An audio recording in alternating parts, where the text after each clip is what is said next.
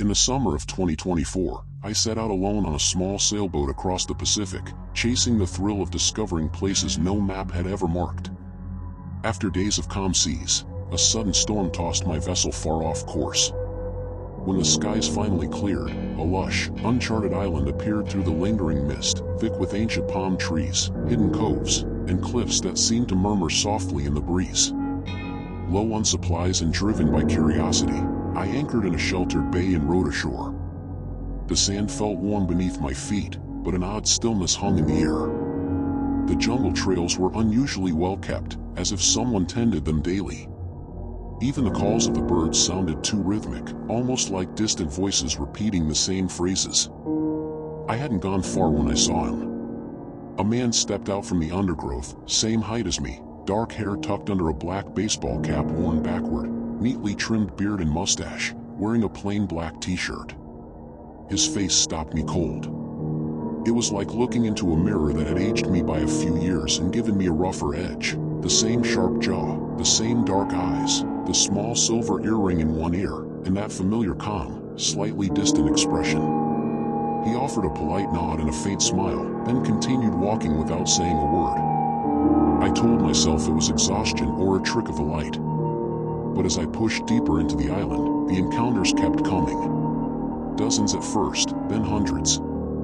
Every person I passed, walking the paths, tending small gardens of oddly glowing fruits, or gathered in quiet groups, looked exactly like that first man. The same face, the same build, the same subtle scar near the eyebrow, the same black baseball cap worn backward, the same quiet intensity in their gaze. They moved in near-perfect harmony, yet each seemed absorbed in private thoughts, murmuring softly in identical voices about the sea, the stars, and half-forgotten dreams. By the time the sun began to set, I had counted well over 200 of them. They barely acknowledged me, though they offered fresh water and strange fruit when I drew near. Their smiles were gentle, but something in their eyes never warmed.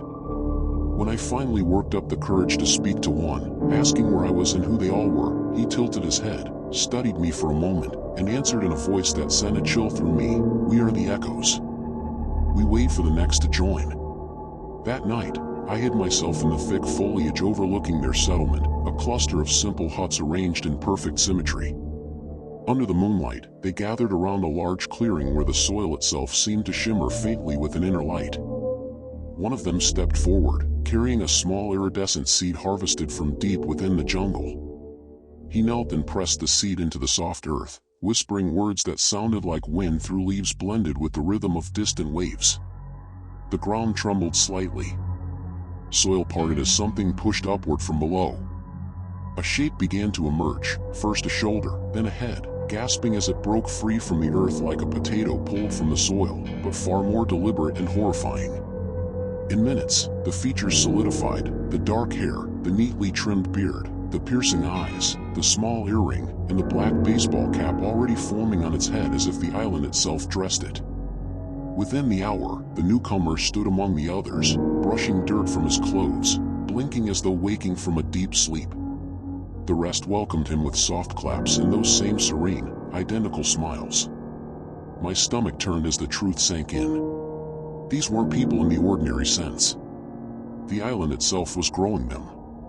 Those glowing seeds, plucked from the heart of the jungle, carried some ancient, unknown essence, perhaps from a forgotten civilization or a force far older than any recorded history. When planted in the special soil of the clearing, the earth reshaped them, copying one single perfect template. I later found a discarded device near the shore, its screen showing a familiar face, the exact image that had been duplicated over and over. The island was cultivating them endlessly from the ground, refining the form with each new harvest until nothing unique remained. They had never been born. They were grown, sprouting from seed in the island's mysterious soil like living potatoes, each one a flawless replica designed to populate this place forever, or to wait for something more. As the first light of dawn touched the horizon, the clearing began to pulse brighter, as though it had sensed fresh material to cultivate. The group turned toward my hiding spot in perfect unison, their hundreds of identical faces wearing the same calm, welcoming expression. One stepped forward, extending a hand, his black baseball cap casting a shadow over those familiar eyes. "Join us," he said softly. "Become complete." I ran for my boat, heart pounding, slipping through the shadows as quickly as I could. But as I rowed desperately away from the shore, I looked back one final time. There they stood on the beach, waving in eerie harmony. And among them, I could have sworn I saw my own face beginning to form, smiling back at me with eyes that no longer felt entirely mine, a black baseball cap already settling onto the emerging head. Even now, safe on distant waters, I sometimes wake from dreams where I am still on that island. Sailors speak in hushed tones of the island of echoes, where one man's image multiplies without end, sprouting endlessly from the earth, and the furrow clearing waits patiently for the next soul to add to its perfect, endless collection. I escaped, but I cannot shake the feeling that somewhere out there, another version of me is still waiting on that shore, patient and smiling, ready for me to return and finally become complete.